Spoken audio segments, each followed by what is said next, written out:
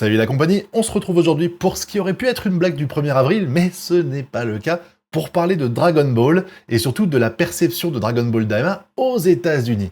Alors vous le savez peut-être pas, mais il y a ce qu'on appelle les Astra Awards, qui étaient avant une récompense liée au Hollywood, c'était Hollywood Critic Association Awards, vous avez vu j'ai un super accent, et c'est une, pour reprendre les termes, c'est une cérémonie annuelle de remise de prix organisée par le Hollywood Creative Alliance, et qui récompense les réalisations de l'industrie du divertissement durant l'année. Donc ça prend en compte tout ce qui a eu lieu depuis juin 2024, donc 1er juin 2024, jusqu'au 31 mai 2025, voilà. Ça prend l'année saisonnière, si je puis dire. Et du coup, ils ont décidé de faire une récompense aussi pour les séries animées.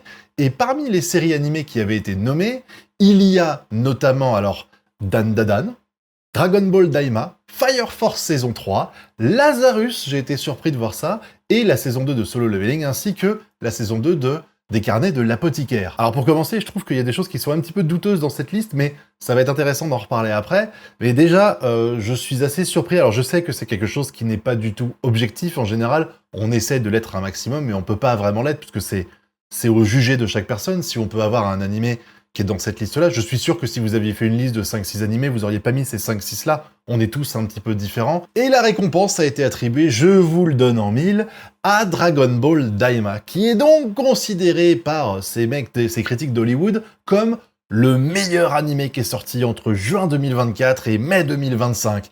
Quelle blague! Quelle vulgaire farce! Je pense pas qu'il y ait des gens, même si on est d'accord, encore une fois, je répète, c'est quelque chose de subjectif, mais je pense pas qu'il y ait beaucoup de personnes qui pourraient mettre Dragon Ball Daima dans leur top 1, dans les gens qui regardent plus d'un animé dans leur vie, hein. Parce que en dehors du fait que Dragon Ball, c'est quand même une licence mondialement célèbre, et que du coup, ça a dû jouer sur le buzz, et du coup, sur la victoire de Dragon Ball Daima, globalement, je crois que si je vous demande, il y en a pas beaucoup d'entre vous qui me diraient, moi, le meilleur animé que j'ai regardé pendant cette période, c'est Dragon Ball Daima, hein. C'était, alors je vais prendre mes termes à moi, hein, vite fait, juste pour le plaisir de me soulager un petit peu, c'était un suppositoire qui servait de somnifère. Parce que véritablement, à part l'animation qui était jolie, l'histoire elle tient sur un timbre-poste, elle est pas intéressante, on n'apprend pas grand-chose sur l'univers de Dragon Ball en soi, alors qu'on espérait tous ça. Et puis bon, c'est un plagiat de GT qui est quand même la pire série Dragon Ball qui ait jamais existé, sans parler du fait que, bon bah, t'as eu, malgré que c'était un animé saisonnier, t'as eu toute une période de flottement, avec 4-5 épisodes, ils auraient pas été là, ça aurait été pareil.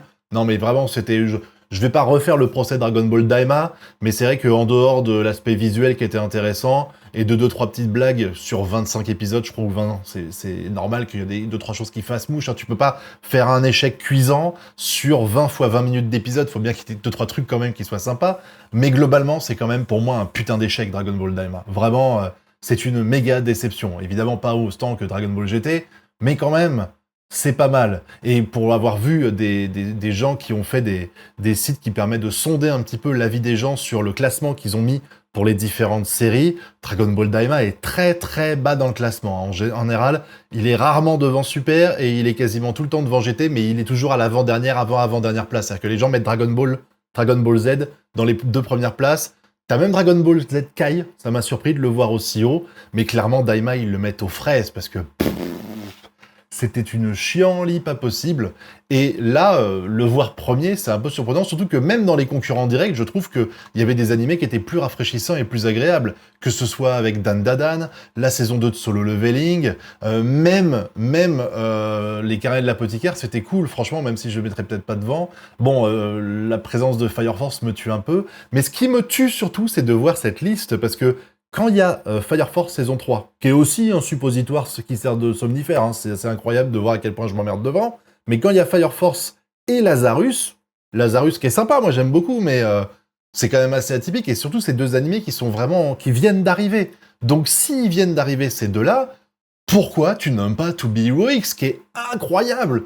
Incroyable, To Be Heroic, je pense que de l'année, c'est vraiment l'animé où je me dis waouh, mais je l'avais pas vu venir cette pépite, c'est incroyable, vraiment la découverte. Pour moi, c'est la découverte que j'ai faite de ces 6 derniers mois, de ces 12 derniers mois.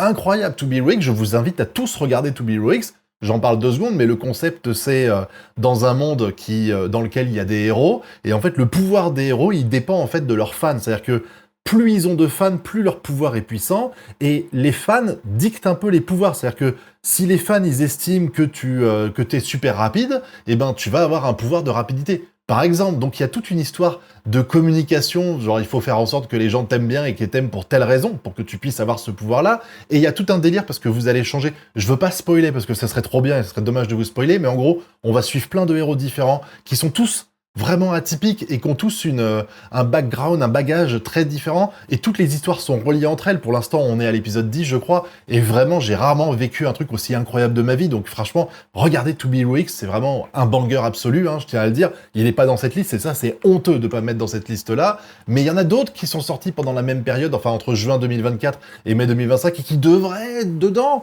Alors, j'ai pas regardé en détail, mais Oshinoko a beaucoup de succès, et la saison 2 était dedans. Bleach, les gars, il y a Bleach et il est pas dedans. Même Ranma 1,5, j'ai trouvé vraiment le... Quand tu nommes des trucs comme Dragon Ball Daima ou Fire Force, mais Ranma, quoi. Mais Ranma, le remake est masterclass. Il y a Beastar aussi, la saison 2. Bon, il y avait Solo Leveling, mais j'en reparle parce que Solo Leveling, c'était incroyable, j'ai vraiment kiffé. Dr. Stone, la saison de Dr. Stone, elle est géniale. J'ai vraiment kiffé ce que j'ai vu. Évidemment, To Be Rix. Et comme pour To Be Rix, c'est pareil, de la même saison que Lazarus et que Fire Force, donc ils pouvaient être dedans. Il y a MHA Vigilante. MHA Vigilante, je passe un super moment devant. Mais non, finalement, bah en fait, tu nommes Dragon Ball Daima, et soyons honnêtes, si Dragon Ball Daima est dans la liste, c'est parce qu'il y a la licence Dragon Ball sur le cul.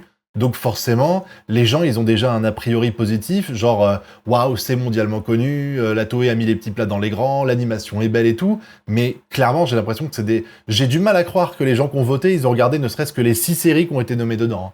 Ça me paraît évident que les mecs, ils ont juste dit « Ah bah il y a écrit Dragon Ball, c'est Dragon Ball, voilà, et on met ça. » Parce que sincèrement, choisir Dragon Ball Daima comme meilleur animé de ces 12 derniers mois, faut vraiment avoir regardé que Dragon Ball Daima pour pouvoir le mettre dedans. Non mais c'est une dinguerie, c'est une dinguerie. Il était même pas le meilleur de sa saison, encore une fois, il y avait tellement de trucs cool, et il y a tellement de trucs cool qui sortent en ce moment, encore une fois, je le répète et je fais la propagande. Regardez To Be Hero X, vous ne serez pas déçus. C'est incroyable. Même MHA Vigilante et MHA Vigilante, c'est mieux qu'MHA. Hein, on aura l'occasion d'en reparler sur la chaîne principale, je pense. Mais voilà, donc n'hésitez pas à aller voir ces chefs-d'œuvre-là et arrêtez de vous contenter juste de Dragon Ball Daima et arrêtez d'écouter l'avis des Américains qui, visiblement, n'y connaissent absolument rien en animé et ont des goûts de chiottes. Parce que, waouh, Dragon Ball Daima numéro 1, non, j'arrive pas à m'en remettre. Quand j'ai vu ça, je me suis dit, c'est une blague. C'est pas possible, on est le 1er avril, j'ai remonté le temps, je sais pas. Bah non, j'ai pas remonté le temps. On est bien aujourd'hui le 11 juin 2025, et ils ont annoncé effectivement que Dragon Ball Daima était la meilleure série animée de toute l'année. Que dire de plus, hein? Moi j'aimerais bien savoir quel est votre... pas forcément dire il y en a un qui est meilleur que les autres, mais genre les 3 coups de cœur que vous avez eus ces derniers temps, là, depuis juin dernier jusqu'à juin de cette année. Je serais curieux de savoir ce que c'est, mais clairement, je pense que Solo Leveling et To Be Hero X sont vraiment dans mon top 2 des choses qui m'ont le plus marqué de cette année, de ces 12 derniers mois, hein, vraiment. Et j'attends que vous m'en parliez dans la zone commentaire et que vous me donniez votre avis sur cet événement-là. Hein. Puis vous connaissez la chanson, le pouce bleu, l'abonnement et le partage sur les réseaux sociaux. Quant à nous, on se retrouve bientôt pour de prochaines vidéos. Tchuss!